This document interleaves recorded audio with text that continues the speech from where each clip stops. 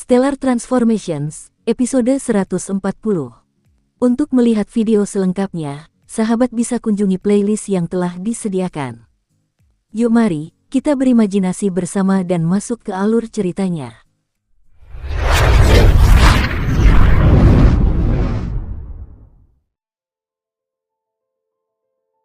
Senior Zong, apakah kamu yakin bahwa bahkan utusan klan naga telah tiba di alam fana? Di rumah abadi Kim Yu berkomunikasi dengan Zong Jue melalui sebuah pemancar. Kabar kedatangan utusan iblis, Blood Devil, Du Zong Jun begitu mengejutkan, kabar itu segera menyebar ke seluruh benua Tenglong. Tentu saja, kabar itu juga sampai ke Kim Yu. Siapa sangka, hanya dalam beberapa hari, utusan klan naga pun telah tiba di alam fana. Tenang saja, ini adalah sesuatu yang diceritakan Fang Tian secara pribadi kepadaku. Sekarang Fang Tian juga telah menerima senjata iblis kelas atas dan baju sirah iblis kelas atas. Dia sangat ingin bertanding ulang melawan Huayan, kata Zong Jue tanpa sedikit pun rasa iri. Fang Tian telah menerima harta karun dari utusan naga. Namun, Zong Jue masih percaya bahwa harta yang diterimanya dari Paman Lan sama baiknya. Kim Yu, apa alasan sebenarnya kamu mengirimiku pesan? Aku sangat ragu kamu akan mengirimiku pesan tanpa maksud tertentu. Pesan Zong Jue. Senyum tersungging di bibir Kim Yu, ia segera membalas. Ini hal penting. Ingatkan kau bahwa Dewa Pedang Lan Feng berkata ia ingin aku menangani hal penting saat ia pergi.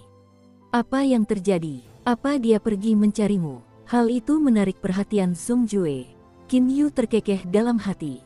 Mencari tahu, pedang abadi Lan Feng itu pada dasarnya adalah avatarnya sendiri. Ya, dia datang untuk menemuiku. Aku juga menemukan rahasia yang mengejutkan. Pantas saja dia bilang dia kenal tuanku. Berhenti, biar ku tebak dulu. Lihat apakah tebakanku benar. Zong Jue sudah yakin. Kim Yu terus berpura-pura. Silakan, Senior Zong. Apakah pedang abadi Lan Feng ini paman seperguruanmu dan kakak seperguruan Senior Lan? Zong Jue akhirnya mengungkapkan spekulasinya. Kim Yu menjawab, ya. Haha, tebakanku benar, kan? Tapi untuk anak secerdas dirimu, aku yakin kau sudah menyimpulkan sesuatu dari perkataan Lan Feng. Berhentilah berpura-pura terkejut untuk membuatku senang. Ngomong-ngomong, untuk apa paman seperguruanmu menemukanmu? Zong Jue langsung bertanya. Kim Yu mulai berbicara tentang rencana yang ada dalam pikirannya. Ini pertama kalinya aku bertemu dengan paman seperguruanku juga. Dia memintaku untuk membantunya menangani sesuatu. Namun, agak sulit bagiku untuk melakukannya, jadi aku meminta bantuan Senior Zong. Ada apa? Tanya Zong Jue. Kim Yu tersenyum dan segera mengirimkan, lelang. Lelang untuk melelang apa? Mungkinkah itu diagram penghancur langit? Zong Jue tiba-tiba berpikir dan langsung melanjutkan pertanyaannya. Ya, Senior Zong, paman seperguruan saya kebetulan membutuhkan biji suci elemental kelas atas. Jadi dia melelang diagram penghancur langit kepada siapapun yang menawarkan biji suci elemental kelas atas. Hanya biji suci elemental kelas atas, dia tidak menginginkan yang lain. Kim Yu mengirim pesan cepat. Dengan kata lain, diagram penghancur langit akan menjadi milik siapapun yang menawarkan biji suci elemental kelas atas. Biji suci unsur bermutu tinggi. Yang paling dibutuhkan Kim Yu adalah biji suci elemental kelas atas. Kim Yu sudah berpikir bahwa meskipun utusan abadi akan membawa banyak harta, ia mungkin tidak memiliki banyak biji suci elemental kelas atas. Lagi pula, menurut pandangan para dewa, biji suci elemental kelas atas tidak terlalu berguna untuk pergi ke alam Niyang. Sekalipun tidak banyak, tentu mereka punya beberapa. Bagaimanapun, kekuatan boneka pedang abadi meningkat seiring dengan jumlah biji suci elemen berkualitas tinggi. Boneka pedang abadi ini, dalam memasuki alam Niyang, adalah sesuatu yang dapat diandalkan Kim Yu. Zong Jue mulai ragu. Adik Kim Yu, diagram penghancur langit ini berkaitan dengan alam Niyang. Bahkan semua kekuatan alam abadi telah mengirim utusan demi alam Niyang. Bisa dibayangkan ada harta karun yang sangat penting di sana.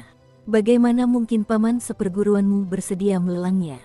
Kim Yu tersenyum dan menjawab, Senior Zong, jangan khawatir. Bahkan tanpa diagram penghancur langit, sekte saya masih punya cara untuk memasukinya. Bagaimana mungkin? Zong Jue tidak percaya. Kim Yu langsung menjawab, metode ini adalah salah satu yang Paman Lan dapatkan secara pribadi.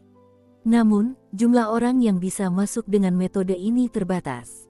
Jika Senior Zong benar-benar ingin masuk, saya pasti bisa memesan 1 atau 2 tempat untuk Anda, bagaimana? Qin Yu menatap pemancar di tangannya. Zong Jue masih belum membalas. Adik Qin Yu, kau benar-benar membawa keberuntungan untukku seperti yang dikatakan Senior Lan.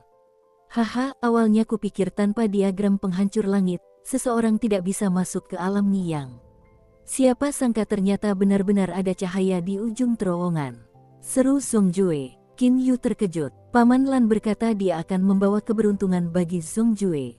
Itu terlalu menakutkan. TL, itu berarti Qin Yu merasa takut dengan kenyataan bahwa Paman Lan bisa meramal masa depan.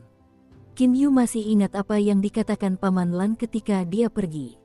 Alam Niyang adalah ujian pertama, hanya dengan melewati alam Niyang dia akan tahu seberapa kuat dia harus bisa bertemu liar lagi.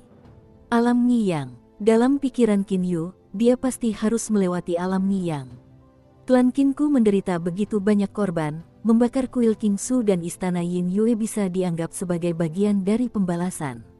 Mengenai pendeta Ming Liang dan Wukong Sue, aku akan membunuh mereka setelah mendapatkan cukup biji suci elemental berkualitas tinggi.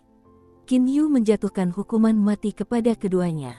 Hal terpenting bagiku sekarang adalah bagaimana melewati alam Niyang. Yang terpenting adalah mendapatkan orang-orang kuat di kelompokku. Aku berhasil membawa Senior Zong Jue ke pihakku dan aku juga memiliki boneka pedang abadi sebagai kartu truf. Cincin penguasa api hitam memungkinkan aku membawa total 8 orang. Dengan Fei Fei dan Xiao Hei, serta 2 atau 3 orang dari kelompok Senior Zong, aku masih bisa membawa 3 atau 4 orang ke dalam bersamaku. Qin Yu menghitung dengan cepat. Cara menggunakan kuota secara efektif dan memperoleh pasukan yang kuat dan bersahabat. Alam Niyang memang sangat berbahaya, jadi wajar jika semakin banyak pasukan yang bersahabat, semakin baik. Belum lagi dia tidak bisa sembarangan menggunakan kartu asnya. Lagi pula, utusan abadi, utusan iblis, dan utusan naga pasti punya kartu as mereka masing-masing. Meskipun 100 jimat melumpuhkan petir milik utusan abadi Huayan memang kuat, Qin Yu ragu ini adalah kartu truf terakhirnya. Mengingat Kaisar Yu telah menghabiskan seluruh kekuatannya untuk menembus penghalang antara dua alam, Huayan tentu masih memiliki beberapa kartu truf yang lebih kuat. Tiba-tiba, Qin Yu tersenyum. Mungkin, di mata semua utusan, hanya utusan lain yang menjadi pesaing utama mereka dalam mendapatkan harta karun di alam Niyang. Seorang Xiuzenis biasa sepertiku, kemungkinan besar mereka tidak akan mempertimbangkanku. Qin Yu justru sangat senang. Ia ingin yang lain mengabaikannya. Biarkan para utusan itu bertarung satu sama lain di alam Niyang.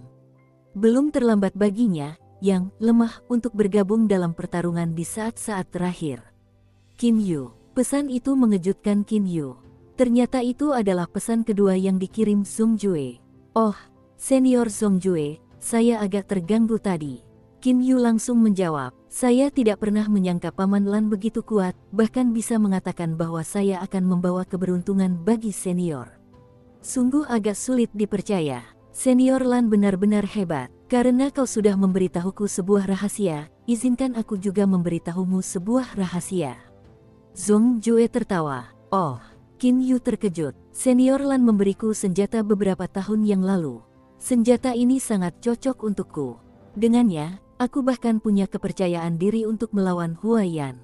Hanya saja, waktu di Gunung Qingsu dulu, aku tidak ingin mengeluarkan senjata ini terlalu dini, kata Zong Jue dengan percaya diri. Qin Yu langsung melihat pesan ini dan terkejut. Bahkan sekarang, Qin Yu masih tidak bisa membedakan senjata apa yang diberikan Paman Lan kepada Fei Fei dan Xiao Hei. Tombak penusuk awan dan tongkat hitam. Material yang aneh. Dibandingkan ketangguhannya, bahkan pedang abadi tingkat menengah Qin Yu pun tak mampu meninggalkan bekas pada keduanya. Ada juga boneka pedang abadi. Materialnya bahkan lebih aneh lagi. Paman Lan, saat memperkenalkan boneka pedang abadi, sepertinya memberitahu kalau boneka itu tidak bisa dihancurkan. Zong Jue terus-menerus mengirim pesan, baiklah, aku tidak akan langsung menggunakan senjata itu. Saat aku memasuki alam Niyang, dengan senjata ini dan kecepatanku, siapa yang harus kutakuti? Qin Yu mengangguk sedikit. Memang, dengan kecepatan binatang ilahi unggul bersayap emas, bahkan pedang abadi emas level 1 atau iblis darah pun tak tertandingi. Begitu Song Jue menghindar dengan kecepatannya dan menyerang dengan senjata misteriusnya, ia jelas merupakan lawan yang menakutkan. Semakin kuat Song Jue, semakin baik untukku. Qin Yu diam-diam senang. Ia langsung mengirim pesan. Senior Song, mengenai alasan aku mengirim pesan kali ini, kurasa kau sudah tahu bahwa ini tentang pelelangan. Mengenai biji suci elemen kelas atas, jumlahnya tidak cukup di alam fana. Tujuan Paman Marsial pastilah para utusan. Utusan, benar, kemungkinan besar mereka punya biji suci unsur berkualitas tinggi. Song Jue setuju. Qin Yu menambahkan, Senior Song, saya tidak tahu bagaimana cara menyebarkan berita ini. Disitulah aku berperan, kan? Qin Yu, tenang saja. Dengan satu kata dariku, kabarmu akan menyebar ke samudra astral yang kacau. Para praktisi longgar yang banyak itu tentu akan tahu. Para praktisi longgar yang banyak di benua Tenglong tentu juga akan tahu. Selama mereka ahli di alam fana, mereka akan tahu, kata Song Jue dengan percaya diri. Dia sangat percaya diri. Dengan posisinya, menyebarkan satu berita ke seluruh samudra astral yang kacau adalah tugas yang mudah. Dan dengan para dewa, iblis, dan iblis lepas di samudra astral yang kacau, berita itu pasti akan sampai ke semua pihak. Kalau begitu, aku harus berterima kasih kepada Senior Song. Kurasa pelelangan itu akan diadakan pada hari terakhir tahun ini di Pulau Sueyue ikan salju yang terletak di selatan samudra astral yang kacau. Qin Yu akan sangat berterima kasih jika Senior Song menyampaikan berita ini. Qin Yu segera mengirim pesan. Hari terakhir tahun ini, bukankah masih ada 6 atau 7 bulan lagi? Song Jue bingung. Memang ada 6 atau 7 bulan. Hanya saja ada beberapa hal yang harus saya lakukan selama beberapa bulan ke depan. Qin Yu tertawa. Dalam waktu sekitar 4 bulan, akan tiba saatnya bagi 9 dari 9 kesengsaraan surgawi Qin Yu. Kesengsaraan surgawi 9 dari 9 merupakan masalah yang sangat penting sehingga pelelangan diagram penghancur surga pun harus ditunggu hingga sesudahnya. Dengan kedatangan utusan abadi, utusan iblis, utusan naga, dan bahkan utusan iblis dari binatang mamalia, seluruh alam fana berada dalam masa tenang. Ini karena semua utusan tahu bahwa mereka masing-masing memiliki kartu truf yang kuat. Hingga saat-saat terakhir, tak satu pun utusan bersedia bertarung sampai mati. Lagi pula, pertarungan mereka hanya akan menguntungkan utusan lainnya. Dan begitulah, alam fana menjadi sangat damai. Namun, percakapan antara Qin Yu dan Song Jue menimbulkan gelombang badai di alam fana. Dengan satu perintah dari Song Jue, banyak praktisi lepas mulai menyebarkan satu berita. Pada hari terakhir tahun ini, akan ada lelang diagram penghancur langit di Pulau Sueyue. Untuk berpartisipasi, seseorang harus membawa biji suci elemental kualitas terbaik. Barang lain tidak diterima. Diagram penghancur langit ini akan dijual kepada siapapun yang menawarkan biji suci elemental kualitas terbaik. Pesan ini menyebar seperti api di seluruh alam fana. TL, katanya angin puyuh, tapi kurasa angin puyuh tidak menyebar. Semua utusan telah diberitahu. 3 diagram penghancur langit. 1 ada di tangan klan naga. Dengan kedatangan utusan naga dan kekuatan pemimpin klan Fang Tian, tak seorang pun bisa berharap mendapatkan diagram penghancur langit dari mereka. Potongan diagram penghancur langit kedua ada di tangan iblis darah Du Songjun. Iblis darah sudah sangat tangguh, siapa yang tahu kartu truf mengerikan apa yang dimilikinya. Yang terakhir diambil oleh Dewa Pedang Lan Feng, yang kemampuannya tak kalah hebat dari Dewa Pedang Huaiyan. Dewa Pedang Lan Feng ini seakan muncul dan menghilang bagai angin. Tak seorang pun tahu dari mana asalnya dan kemana ia menghilang. Bahkan jika mereka ingin mengambil yang ini, mereka tak tahu di mana mendapatkannya. Diduga yang dilelang adalah milik pedang abadi Lan Feng. Kesempatan terakhir, bagaimanapun caranya, kita harus mendapatkan diagram penghancur langit ini. Di dalam istana surgawi, mata Huaiyan berbinar. Tapi orang ini hanya menginginkan biji suci unsur kelas atas. Huaiyan sangat menyesal. Seandainya dia tahu biji suci unsur kelas atas itu sangat berguna, dia pasti sudah membawa ratusan biji itu saat masih di alam abadi. Meskipun berharga, bagi kekuatan alam abadi seperti penguasa Yu, apalagi satu biji suci unsur kelas atas, bahkan esensi suci unsur pun bisa dikeluarkan dengan bebas. Siapa yang mengira bahwa Huaiyan hanya membawa beberapa biji suci unsur kelas atas begitu saja? Dengan hanya sedikit ini, sangat sedikit. Bisakah aku memenangkan diagram penghancur langit? Tidak, tidak, apapun yang terjadi, aku harus mendapatkan diagram itu. Huayan menggigit giginya dan menghilang ke udara. Di alam liar, penguasa hutan belantara Yuliang dan 3 bawahannya Kong Chao, Xing Shou, dan Wu San telah bergegas kembali ke hutan belantara. Yang mulia, meskipun kami pergi ke benua Tenglong kali ini, kami tidak benar-benar mengerahkan seluruh tenaga kami, gumam Wu San. Yu Liang tertawa. Ini perintah dari alam iblis. Terlepas dari apakah kita berhasil mendapatkan diagram penghancur langit, itu tidak akan menjadi masalah karena utusan iblis pasti yang terkuat di antara semua utusan. Setelah utusan iblis kita turun, kita tinggal merebut diagram penghancur langit. Yu Liang masih ingat nada percaya diri dari pengirim pesan iblis. Sebenarnya, Yu Liang pun merenung. Bagaimana mereka bisa begitu yakin bahwa utusan iblis adalah yang terkuat? Bagaimanapun, utusan iblis terkuat itu seharusnya akan tiba dalam beberapa hari.